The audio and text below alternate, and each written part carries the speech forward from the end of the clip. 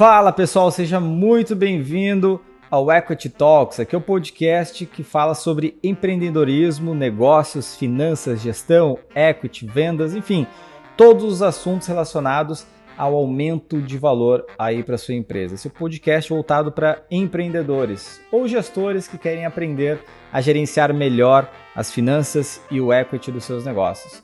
Hoje eu estou muito animado, estou aqui com um convidado extremamente especial, o cara veio lá de São Paulo para bater esse papo com a gente aqui. Então, o convidado se chama Diego Olivotti, não é? Italiano?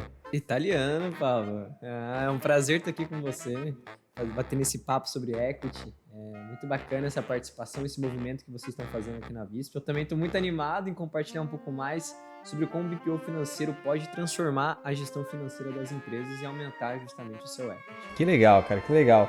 Pô, o Diego, ele veio de São Paulo, tá fazendo uma série de trabalhos em conjunto aqui com a Visp, né, Diego? Alguns clientes em parceria e não podia deixar de separar esse momentinho aí pra gente falar um pouquinho sobre como é que a IBPO, que é a empresa que você fundou, né, como é que ela impacta no dia a dia das empresas e qual o reflexo que isso tem no valor dos negócios deles, né? O empresário costuma acreditar que para impactar o valor da empresa só vendas, só marketing, né? E na verdade existe um trabalho de base que tem que ser feito para que lá na frente o cara não venha tropeçar nos cadarços, né? Ele consiga passar pelas auditorias da maneira correta.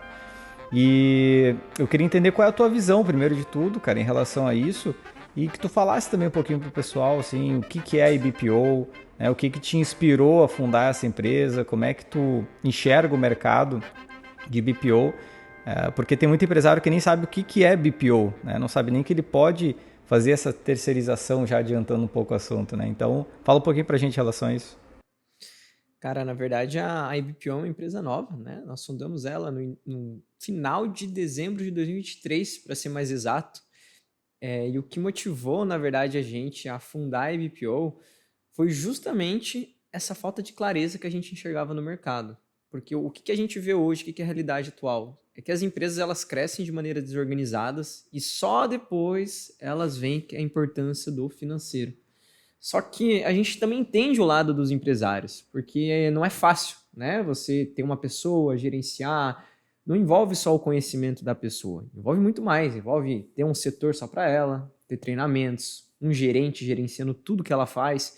Então é muito mais do que só o controle financeiro, envolve toda uma estrutura que a empresa tem que ter para ter essa base bem formada. E diante disso, enxergamos que era uma baita oportunidade de ajudar essas empresas a levar essa educação financeira, esse controle, né, do dia a dia.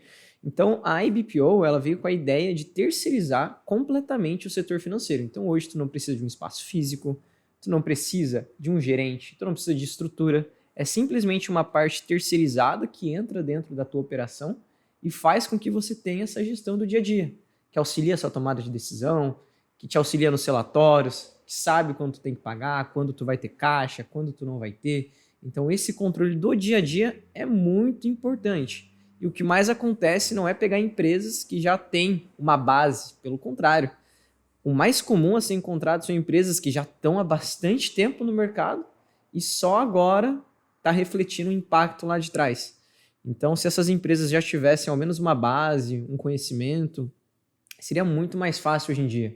Porque hoje a gente faz o trabalho e ainda tem que olhar para o passado dessa empresa, né? A gente vê todos os erros que foram acontecendo, então é desde um trabalho daqui para frente, um trabalho de conscientização das empresas, né? E o bacana de tudo isso foi a nossa jornada até esse momento. Quando a gente começou a IBPO, na verdade, os nossos primeiros clientes, né, vieram através de prospecção fria. Então, eu ficava no quarto da minha avó, tinha ali um notebook, um mouse, não tinha nem headset. Então, foi na cara e na coragem, né? A gente começou buscando lista de empresas no Google mesmo. Buscava lá nome de empresas, pegava o número, não tinha CRM, não tinha sistema, não tinha planilhas, não controlava nada as prospecções, era só ligação o dia inteiro. Eu tenho até um vídeo gravado do primeiro dia que eu fiz prospecção. Então, eu não sabia disso aí, cara. Tenho Chegou o a primeiro postar vídeo. isso aí? Eu postei no TikTok. Boa, cara. Como é que é o teu TikTok? Pra quem Postei não no segue TikTok. aí, segue Não, teu... não, o TikTok não. O O TikTok não é pra TikTok seguir. não. O Instagram Instagram. é Olivote Diego 03. Sabe que agora vai bombar o teu TikTok, né? Todo mundo vai pesquisar agora pra querer saber, cara, que Não, se vídeo é esse? pesquisar Olivote, vai achar. Mas aí, pra te entender, Pablo, eu postei o primeiro vídeo dessa série. Eu falei, eu vou documentar tudo, né?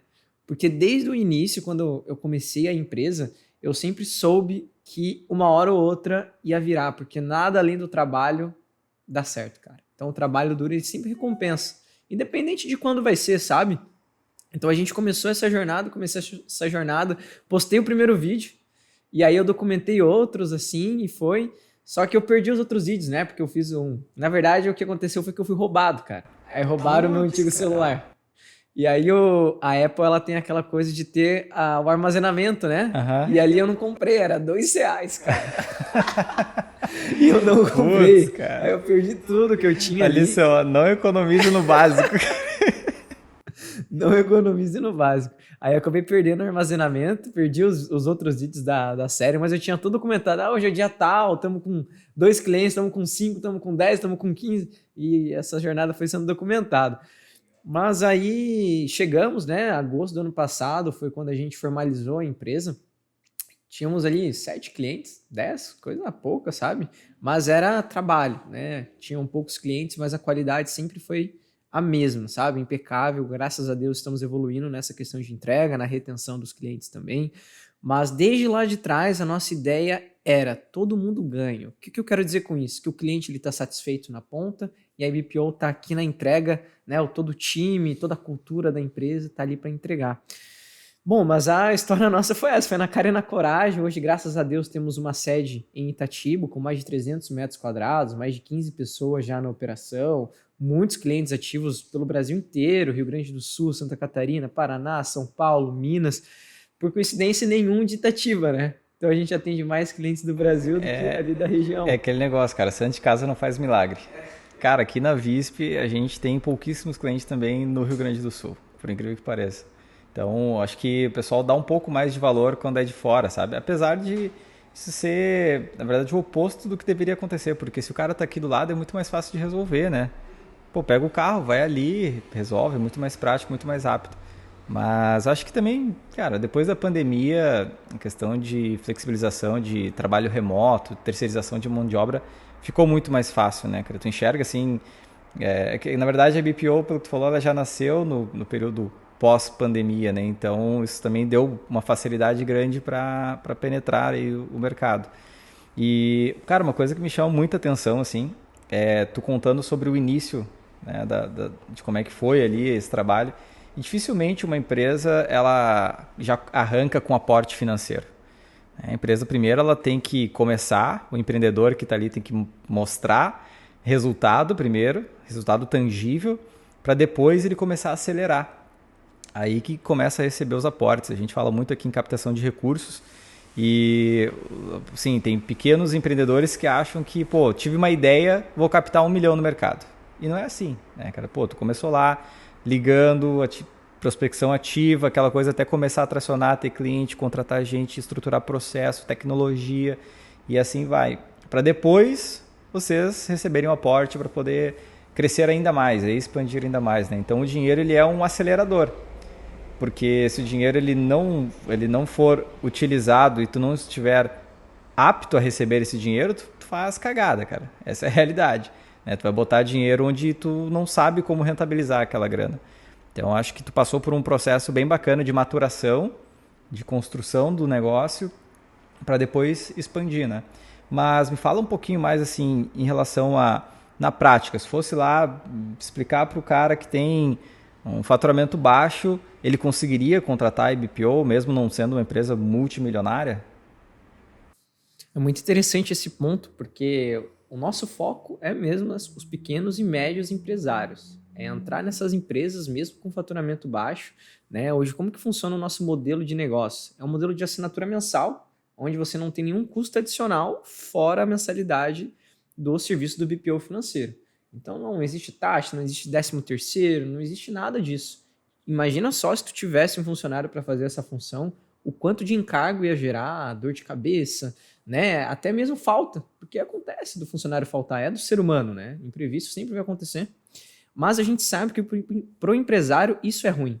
A operação dele é falha, né? Fica um gargalo ali no dia a dia. Então, hoje sim, as pequenas e médias empresas podem contratar o serviço de BPO. Inclusive, foi pensando nelas que a BPO surgiu, como eu comentei, é justamente para entrar nesse público que não tem acesso. Porque hoje, se o empresário, ele na verdade tem que vender o almoço para comprar a janta, né? Então, ele está na sobrevivência do dia a dia. E se ele não olha para o financeiro, é difícil a empresa escalar. Hoje a taxa de mortalidade das empresas é, se eu não me engano, 4 anos, né? Desde o período inicial dela. Então, se uma empresa morre nos 4 primeiros anos, cara, 4 anos não é nada para uma empresa. É uma criança, um bebê ainda. Então, o nosso foco é ajudar essas empresas a alavancarem e, quem sabe, no futuro, com a organização financeira pronta, um M&A, procurar recursos no mercado. Então, é trazer o ciclo dessa empresa desde o momento inicial de maturação até o momento que ela pode sim receber um aporte financeiro. Cara, e tem muitos empresários que eles não têm essa visão clara sobre o que é o setor financeiro, né? Pô, o cara que está começando ali, a empresa, ele precisa ter um mínimo de gestão e controle financeiro que começa pela área de tesouraria, que é o que vocês terceirizam, né? Então, vocês implantam um setor de tesouraria dentro do pequeno e médio empresário. Então, contas a pagar, a receber, os lançamentos, fluxo de caixa, tudo isso fica em dia contratando a IBPO. E quando esse empresário ele vai evoluindo, né, dentro da gestão empresarial, vai tendo um faturamento maior, eu vejo que existe a necessidade dele implantar um setor de controladoria.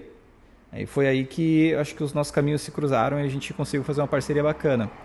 Porque o empresário, o que leva ele ali do 0 até os 100 mil de faturamento, 150 mil de faturamento, é uma coisa. Agora, o que vai tirar ele dos 150 mil e levar para 1 milhão, 2, 3, 5 milhões por mês, aí já é outra, né? São outras estratégias, outras visões. O cara tem que focar mais em equity, em controladoria. Então, eu acho que é muito do momento que a empresa está para poder implantar esse serviço de tesouraria para depois de controladoria.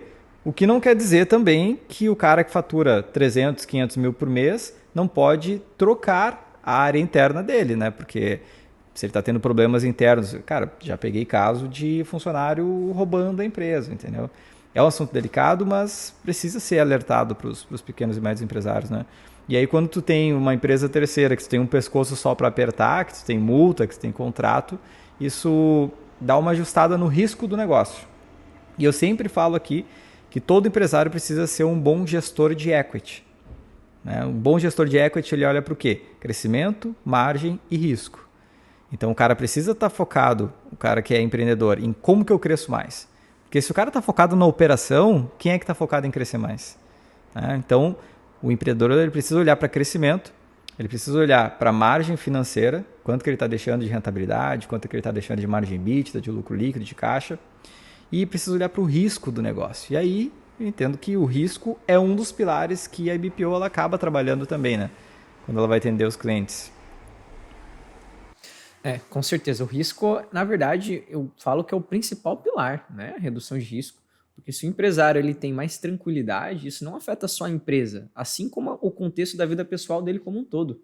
Então, é um trabalho que abrange muito mais até mesmo da parte de tesouraria. Até mesmo para os pequenos e médios, porque, como eu falei, o pessoal, a verdade é que eles vendem almoço para pagar a janta, né? Eles estão buscando vender, só que não estão vendo aonde que está indo esse dinheiro que está entrando. E aí entra mais um trabalho da BPO, reduz o risco, ajuda até na qualidade de vida. O cara trabalha, acorda às 6 da manhã, vai dormir 10 da noite pensando na empresa. Vender mais, para onde está indo meu dinheiro. Quanto que eu pago de imposto? Não sabe nem se está pagando correto de imposto, muitas das vezes, né? Isso acontece de praxe, isso acontecer, pagar mais imposto do que deve. E aí entra a gestão financeira, né? Auxiliar ele, o cara que está alto, que dá para abaixar, ajudar ele nesses sentidos. Hoje tem que pagar esse boleto, não esquece. Então, fazer toda essa área de controle do dia a dia da empresa. E falando agora da gestão de risco, né? Assim como tu falou que já pegou caso de empresa roubando, contar aqui um caso que geralmente acontece bastante nesse segmento que a gente atende, são clínicas médicas e odontológicas. Muitas das vezes os doutores, porque eles estão na operação, né? Eles não conseguem ver o que a secretária está fazendo. Eu digo isso porque a gente já viu aqui dentro, né? A gente atende outras clínicas, tanto médicas quanto odontológicas, e acaba que é um segmento que o doutor eles não sabe sobre o financeiro. Até porque ele não criou uma clínica para cuidar do financeiro. Na verdade, ninguém criou uma empresa para ficar controlando o financeiro. É que é uma necessidade, né? O cara se torna muito caro, né? Pra ficar só no financeiro. Exatamente. E aí ele precisa de alguém de confiança. Mas muitas das vezes a secretária tira um pouco para ela, faz caixa, e isso acaba impactando até mesmo na segurança da clínica. Às vezes ele está faturando bem, mas não está vendo dinheiro. E questão de clínicas ainda tem a questão de faturamento de convênio, né? Que, pô, o cara faz o atendimento hoje para receber daqui 30, 60, 90 dias. Então tem que ter um fluxo de caixa bem estruturado, tem que ter um financeiro organizado, tem que saber os ajustes, quando recebe, quando que ele pode contar com o dinheiro, se ele precisa atender mais, se os funcionários, né, os médicos, eles estão dando o retorno esperado. Então isso é muito importante. E isso, com uma secretária, ele não consegue ter, né? Então essa parte de risco a IBPO também auxilia e reduz os riscos da operação financeira para a empresa. Cara, e aí tem um ponto, assim, quando a gente fala de, por exemplo, eu vou crescer, tá? Imagina um empresário aqui que está nos escutando que ele quer alavancar ainda mais a operação, o cara quer, sei lá, tá com 300 mil e quer chegar em 1 milhão, chutando números aqui, tá? Provavelmente esse cara ele vai precisar de uma alavancagem financeira, ele vai precisar captar recursos no mercado, seja com banco ou seja com investidores, mas não é inteligente que ele trabalhe somente com o dinheiro dele. A empresa ela tem que gerar caixa para conseguir pagar um empréstimo saudável para que ele cresça, né? Ele tem que ser um bom alocador de capital. Com essa lógica de captar recursos financeiros, o que eu enxergo assim, que a terceirização profissional de uma área de tesouraria traz para o empreendedor também? Ela traz uma segurança de que os lançamentos estão sendo feitos dentro das contas corretas e isso depois pode ser auditado, né? Porque, cara, a pior coisa que tem é tu ir tentar fazer um M&A ou tu ir tentar captar dinheiro e tu não consegue passar para o investidor o que é custo, o que é despesa, o que é investimento, o que é fluxo de caixa livre. Ele simplesmente consegue passar o que entra, o que sai e o que sobra. Que daí é uma gestão básica ali de fluxo de caixa. O que entrou, o que saiu, sobrou tanto. Só que ele não consegue passar uma visão clara assim, não, isso aqui é um custo da operação, isso aqui é uma despesa comercial, de marketing, aqui estão os meus centros de custos, isso aqui tudo foi investimento, meu ROI foi tanto. Então eu acho que o pilar central para que depois ele possa ser auditado por um terceiro, captar recursos para crescer mais, vem de uma base muito sólida lá na área financeira. Esses lançamentos, tu enxerga assim que tem muito erro nessa parte de lançamento, ou os caras nem lançam? Como é que é isso no teu dia a dia aí que tá? Cara, isso tem demais, é muito erro, cara. Muito erro mesmo. Eu digo isso porque quando a gente vai fazer um onboarding de novos clientes, a gente vai coletar o raio-x todo da operação. Identificar ali quais são os custos, despesas da empresa, isso tudo já está estruturado no nosso onboarding. E algumas vezes o empresário ele já tem um sistema, já tem ali algo lançado do passado. Então, quando a gente senta para visualizar o plano de contas dele, passar tudo que ele já lançou, tem muita conta que às vezes nem deveria estar. Às vezes categoria está duplicada. Então, imagina tu puxar um relatório com 2 contas duplicadas. Isso acontece até com empresas grandes que faturam mais de 200, 300 mil reais por mês. São coisas assim que acontecem mesmo, tá, pessoal? Então, isso são casos reais mesmo que eu estou contando para vocês, porque o normal é isso, tá, Pablo? O normal é ver as empresas assim. O normal não é ter a organização. Hoje o normal é ter um financeiro mais ou menos. E é por isso que a gente chega para democratizar, né? Hoje vocês democratizam o equity, a gente vem para democratizar a gestão financeira. E puxando o assunto que tu tinha falado antes, é justamente essa sinergia da IBPO com a Visp. Que a Visp vem com a parte de controladoria, só que sem a parte operacional bem feita, o que o CFO consegue analisar? Né? A análise que ele vai fazer é muito supérflua, né? Então, essa parte de controladoria tem muita sinergia com a parte da operação. Até mesmo para o empresário. Ele cobra ali, cara, sem dó. Pô, tá errado? Então vamos lá, vamos sentar. E um ponto que eu gosto de trazer quando um cliente novo entra, é que geralmente, quando entra um empresário que quer terceirizar, ele quer resultado do dia para a noite. E eu não culpo ele, sabe? Porque ele já teve tantas frustrações que ele chegou na hora, deu um basta e ele quer ter isso. Só que quando ele entra, a gente tem o processo de arrumar toda a estrutura. Porque pensa, a empresa já passou por esse processo durante 5, 10 anos. Não é da noite pro dia que uma terceirizada... Vai dizer que tu não faz milagre, cara. Ah. Não é milagreiro, pô. Não, se eu te contratar, eu quero de uma hora pra outra meu financeiro. O cara tá 10 anos sem ter gestão. O cara tá 10 anos, aí quando entra, às vezes o cara quer resultado em 7 dias. Turma, ó, cuidado. Quem promete resultado rápido é guru, é milagreiro, cara, isso não existe, né? Tem todo um processo... Sim. Tem uma base sólida que tem que ser construída. Se o cara vir com o canto da sereia, desconfie, né, cara? Com certeza.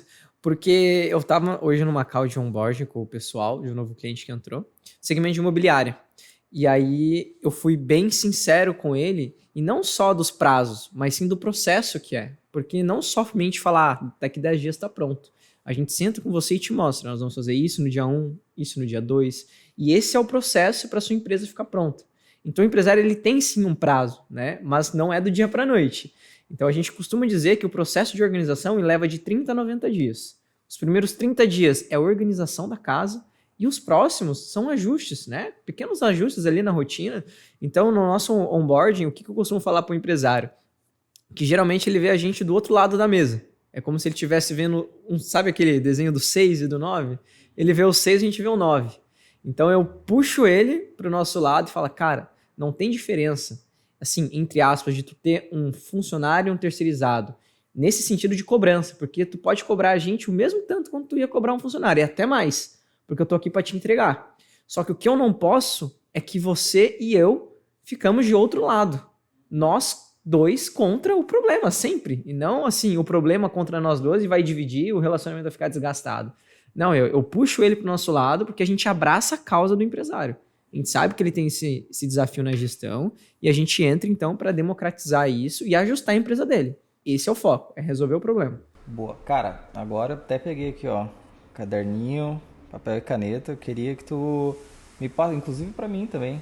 Com certeza tem coisas aí pra gente anotar e aprender, mas fala assim, ó, 2, 3 erros básicos e dicas de como melhorar o processo financeiro ou a estrutura financeira ou coisas que o empreendedor faz com certeza errado ou a equipe dele está fazendo errado e que tu possa deixar de dica aqui para quem está nos escutando. O primeiro passo para ter um controle financeiro básico, pessoal, é você ter um plano de contas bem definido. Esse, na minha visão, é o básico, porque se tu não ter a base dos dados da tua operação, tu não consegue nem lançar corretamente. Né? Até mesmo sistemas, quando tu contrata um novo sistema, ele já te dá um plano de contas pronto. Por quê? Porque para você que é empresário é mais fácil e para o sistema é mais fácil. Mas não quer dizer que o que ele está te entregando é o correto. Então tem essa diferença entre o que é fácil e o que é correto. Então esse é o primeiro ponto, ter um plano de contas eficiente. O segundo passo para você melhorar a gestão financeira é ter uma pessoa que tenha conhecimento na área. Esse é o primeiro passo, uma pessoa ou uma empresa, tá? Então é você ter uma pessoa que saiba das normas financeiras, a diferença de custo e despesa, e eu não estou pedindo nada de absurdo fora o básico para fazer o lançamento. Esses são os 2 principais pontos para melhorar a gestão. O terceiro ponto é você sentar e analisar os dados com o profissional. Senta e analisa tudo que ele fez, todos os lançamentos, quando entra o dinheiro, quando sai, para melhorar primeiro o teu fluxo de caixa, ver a visão de competência, ver como que está indo o seu relatório, seu DRE, seus indicadores. Esse é o terceiro ponto. E o quarto é justamente ter uma análise não só de curto. Eu sei que tu me falou 3, mas é que são muitos para falar só em 3. Mas só para complementar, uma análise de longo prazo é o mais importante. O pessoal olha muito hoje, sabe? O mês fechou assim e tal, gerei caixa, mas tem a diferença também, né? Não é só porque ele gerou caixa que tudo é lucro. Né? O cara vê ali o caixa aumentando, às vezes é um aporte que ele fez, pegou conta da pessoa física, jogou, pegou parcelamento de capital de giro. Então não é porque tu começou um mês com 50 mil, fechou com 70 que tu lucrou. São coisas completamente diferentes. E essa é a outra visão que a BPO te entrega. Você sabe o que é o lucro e o que é o caixa. Né? Então é o caixa, o lucro e o equity, né, Paulo? Aí a gente entra aí nos 3 pilares da empresa. Boa. A gente costuma falar aqui, né, que faturamento é vaidade, lucro é sanidade, caixa é rei e o equity é coroa. É isso Então, aí. o cara tem que sempre focar em lucro, caixa, porque senão se ele ficar olhando só para a primeira linha, putz, aí é para alimentar ego, para alimentar vaidade, né? Pô, tem muita empresa que fatura aí milhões, só que tu vai ver a última linha lá, o cara não sobra nada, né? Então, assim, ó, o empreendedor que está nos escutando aqui, muito cuidado a analisar somente o lucro e analisar somente o faturamento, tá? Porque os ciclos financeiros, eles são muito complexos, né, cara? Tem muita empresa que, pô, compra equipamento, revende esse equipamento, aí revende a prazo, aí precisa antecipar algum dinheiro num FDIC, num fundo, num banco, aí antecipa, mata a margem que ele tinha no equipamento. Então, esse descasamento do fluxo de caixa, cara, é o que quebra as empresas. Não é nem a falta de lucro. Às vezes tu olha via DRE, a empresa está dando lucro, mas tu olha via caixa, está dando prejuízo. E eu acho que essa falta de conhecimento financeiro para o pequeno e médio empreendedor é o que faz ter aquela taxa de mortalidade que tu comentou antes. Porque se o cara tivesse um pouco mais de conhecimento em gestão financeira, né, tivesse agora obviamente tem, né, a IBPO que pode apoiar para construir essa base financeira para que ele comece a olhar de forma mais profissional para as finanças, o cara ia se enfiar em menos dívida, o cara iria conseguir enxergar o fluxo de caixa dele melhor, né? E depois, obviamente, quando ele quiser ir para um outro nível, aí ele implantar um setor de controladoria para poder ajudar ele a captar recurso, a olhar indicadores de forma mais profissional, a aumentar, potencializar o equity dele. Mas eu acho que são etapas, né, dentro da jornada empreendedora aí. E, cara, vamos lá. Falou aí os 4 pontos. Espero que o pessoal tenha anotado para começar já a botar em prática. Se não, contrata a IBPO, né? Aí a gente estrutura tudo ali. Mas, assim, tu começou falando um pouquinho do início da IBPO ali.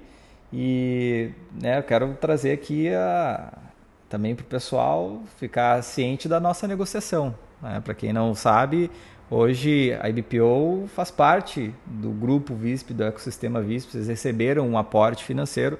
E, cara, eu preciso te dizer, eu te falei isso outras vezes, mas preciso reforçar que vocês não foram a única empresa que a VISP avaliou.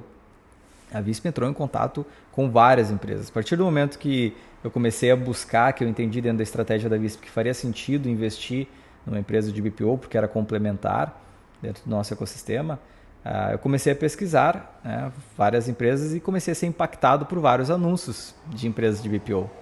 E o que eu mais identifiquei, assim, ó, tem muita pequena empresa de BPO, tem o Eupresa, né? Pô, é o cara que trabalhava no setor financeiro de alguma empresa, saiu, fez um cursinho de BPO e saiu prestando serviço de BPO ali para meia dúzia de empresas.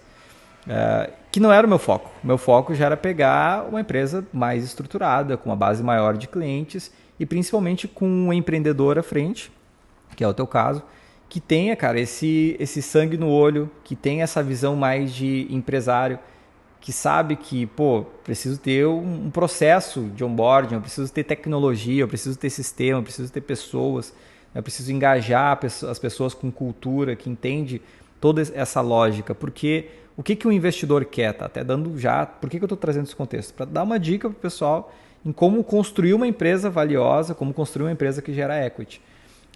O investidor ele quer achar alguém que consiga tirar a empresa de 1 milhão para 20 milhões para depois vender esse negócio. Então, o que me chamou a atenção na IBPO, cara, foi primeiro a tua pessoa, né? Em segundo lugar a estrutura de clientes, de base e de processos já funcionando, e a possibilidade de aportar esse valor e o negócio ele estar preparado para crescer, sabe? Então, de novo, a gente traz aqueles pilares de crescimento, margem e risco, né, cara? Então, acho que assim, trazendo um pouco dessa visão do que o investidor olha quando ele vai aportar no negócio, eu queria que tu me trouxesse assim, algum case de vocês, alguma empresa de vocês que já passou por esse processo de organização, conseguiu ter uma clareza maior sobre os números e que talvez ele ou conseguiu captar dinheiro, ou recebeu algum investimento, ou conseguiu ter uma gestão melhor para poder aumentar a lucratividade. Me traz algum case assim para as pessoas conseguirem tangibilizar um pouco mais essa prestação de serviço. Legal tocar nesse assunto, porque a gente tem vários cases muitos cases de clientes lá do início estão com a gente até hoje, desde lá quando era da casa da minha avó que eu contei. Então eles estão até hoje com a gente, eles acompanharam todo esse processo. Desde que nós tínhamos um time remoto, na verdade, desde quando era só eu, desde quando começou o time remoto, desde que passou para o presencial. Eu vou contar alguns aqui para vocês. Vou começar de uma cliente muito querida, porque ela está com a gente faz muito tempo. Ela e o namorado dela, eles sempre estão acompanhando a gente. O nome dela é Evelyn, um abraço para vocês, Evelyn, se tu estiver assistindo. Eles têm uma distribuidora de camisetas em Minas, né? Street Race, o nome, se eu não me engano. Eles estão com a gente desde março do ano passado, cara. E assim, ela foi uma cliente que ela chegou em mim e falou assim, eu não tenho tempo para cal, eu só quero saber se tu me entrega. Eu falei assim, vamos fazer então o seguinte, 30 dias sem contrato. Eu tinha 4 clientes, Pablo. Então meu foco era, tinha que entregar. Mas beleza, começamos. O que aconteceu com a empresa? Ela não tinha organização nenhuma. Era no caderno, para te ter uma ideia, a organização dela. Nós coletamos todos os dados da empresa, ajustamos o plano de contas, personalizamos tudo que ela precisava e começamos a rodar a operação. Hoje, para te ter uma ideia, eu lembrei dela até porque é do que ela mandou hoje no grupo, né? Ela foi fazer algumas compras com fornecedor, como ela tem uma distribuidora, ela foi justamente em São Paulo fazer algumas compras. E aí ela já mandou uma mensagem no grupo. Pessoal, mandou um áudio, né? Pessoal, eu tô mandando mensagem aqui para vocês porque eu preciso tomar uma decisão. E eu precisava ver meus dados. E por que eu tô mandando mensagem para vocês? Porque eu lembro de quando eu não tinha um financeiro. E como eu ficava com medo na hora de tomar uma decisão. E hoje que eu tenho vocês, eu gostaria que vocês me auxiliassem. Eu consigo comprar? Eu não consigo? Cara, ela mandou esse áudio, foi questão de 10 minutos ali, o pessoal da IBPO já respondeu, falou, Evelyn, tudo bem? Hoje teu lucro está dessa forma, teu caixa assim, tu consegue tomar essa decisão hoje.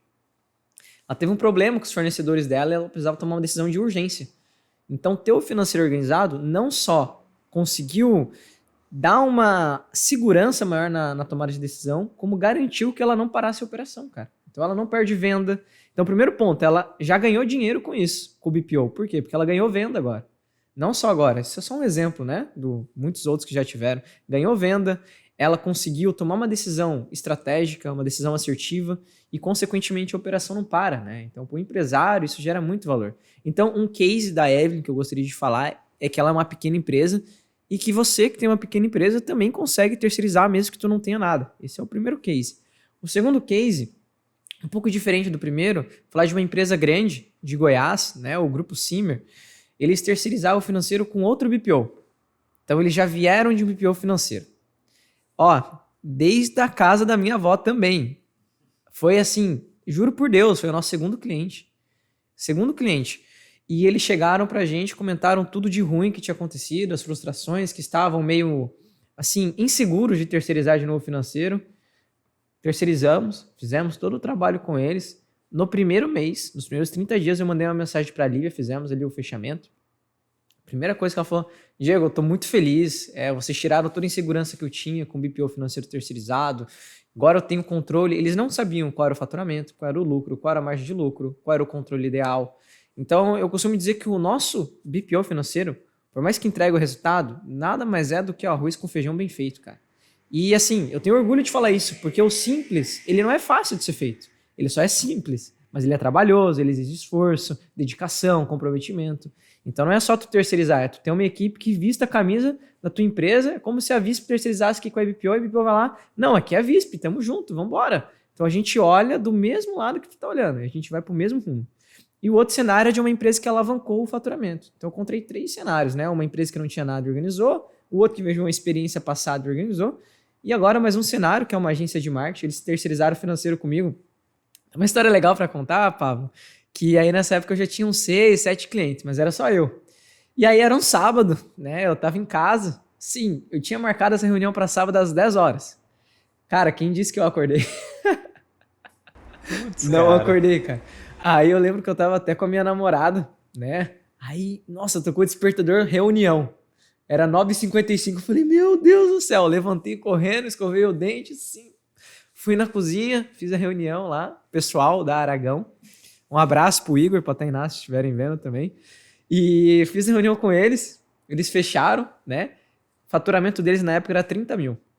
Fecharam o último mês com 80 mil de faturamento. Então é um baita exemplo aqui que eu tenho orgulho de mostrar, porque eu sentava com eles, analisava o DRE, via para onde eles estavam indo, se eles precisavam contratar um funcionário, o que eles tinham que fazer para contratar um funcionário. Então, todos esses parâmetros, desde a organização inicial até mesmo ao aumento da margem deles, eu entregava, né? E hoje eles bateram aí 80 mil de faturamento, então, baita case, uma agência de marketing está com a gente aí faz bastante tempo também. Boa, cara. E assim, uma coisa que eu gosto de trazer, né? A Visp, por exemplo, numa das unidades de controladoria, de CFO as a Service, nós nem pegamos, nós não conseguimos pegar empresas que não têm ou alguém que faça parte de BPO financeiro ou alguém interno. Então, assim, pô, tu tá elevando o cara ali, óbvio, dando subsídio financeiro, controle financeiro para que ele aumente receita, consiga investir com mais tranquilidade em locais que tragam mais clientes e mais dinheiro, mais receita. E vamos supor, esse cara ele está chegando num nível que ele consegue contratar uma área de não vou dizer contratar um controller, tá? Mas consegue contratar uma Visp, por exemplo, para fazer a controladoria. Se ele não tivesse a IBPO, um controller não consegue fazer o trabalho, cara. Não existe mágica. E aí eu vejo muito empresário querendo já ter indicador, CAC, LTV, ROI, ROAS, TIR, Payback, EBITDA. O cara quer ter um monte de indicador de empresa já bem estruturada, só que nenhum controller ele consegue fazer mágica. Não adianta tu querer botar CFO lá no LinkedIn. Pô, cara, o cara vai lá, no LinkedIn todo mundo é esse level, né, cara? CFO, CMO, CEO, CTO. E aí o cara vai lá no LinkedIn, pô, contratei um CFO. Mas, cara, nem o básico não tá feito. E aí tu falou uma coisa que eu anotei, ó, que é uma metodologia chamada ACF. ACF. Arroz com feijão. Cara, essa é boa. Arroz com feijão, velho. Todo brasileiro gosta. Arroz com feijão bem feito é o que a maioria das empresas precisa. Isso em todas as áreas. Aí a galera quer dispersar, quer inventar muita moda, quer... Putz, mas eu vi um cara no Reels falando tal coisa, que agora a moda é não sei o que, a moda é ter um indicador novo. Cara, faz um arroz com feijão bem feito primeiro. Depois que a tua empresa chegar num certo patamar ali, eu acho que acima de 100, 150, 200 mil de faturamento, tu já consegue olhar para a controladoria. E tu não precisa gastar rios de dinheiro contratando um controller, porque é caro. A gente tem um monte de controller, de contador, CFO, a galera que tem experiência, né, em fazer gestão financeira de empresas de grande porte, e o salário é altíssimo, cara. E esse cara ele tem a alternativa de terceirizar essa área com uma Visp, assim como ele pode terceirizar a tesouraria com a IBPO. Então, o que eu noto? Assim, que no futuro essa economia compartilhada ela tende a ser natural entre as empresas. O cara que não precisa ter não tem demanda para ter todo um time de tesouraria. Ele contrata uma empresa, terceiriza esse setor, né? O cara não tem demanda para ter um setor de controladoria, com um time de FP&A para fazer planejamento, análise financeira, indicador, ele terceiriza com a Visp. Então, é muito mais barato, não tem dor de cabeça e tudo mais. E no final do dia, Diego, a gente gosta muito de falar sobre equity, sobre como que isso aumenta o valor das empresas. Então, tu falou aqui de aumentar a margem, aumentar a receita e reduzir risco.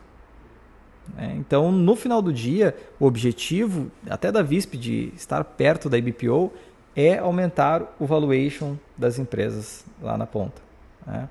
Então, eu acho que a gente já está se encaminhando aqui para o final dessa conversa, teve bastante coisa que a gente acabou comentando. Tu quer deixar algum ensinamento, algum recado para o pessoal, algo que a gente possa passar adiante para o pequeno e médio? Cara, eu quero deixar um recado sim. O primeiro recado, na verdade, é sobre processos, porque até mesmo a área de tesouraria, se tu não tiver processos bem definidos, não funciona, né? E não são processos de outro mundo. É justamente o método ACF, é o arroz com feijão. O que eu quero dizer com processos, pessoal? É você ter uma rotina, é um hábito de você compartilhar um comprovante, de você colocar a descrição do pagamento. Por quê? Porque isso já mostra um nível de organização até acima da média, eu costumo dizer, tá, Pablo? Porque isso as pequenas e médias empresas não têm. Então, mesmo se o pequeno e médio empresário não tiver, a IBPO vai lá e ajusta esses processos para rodar a tesouraria.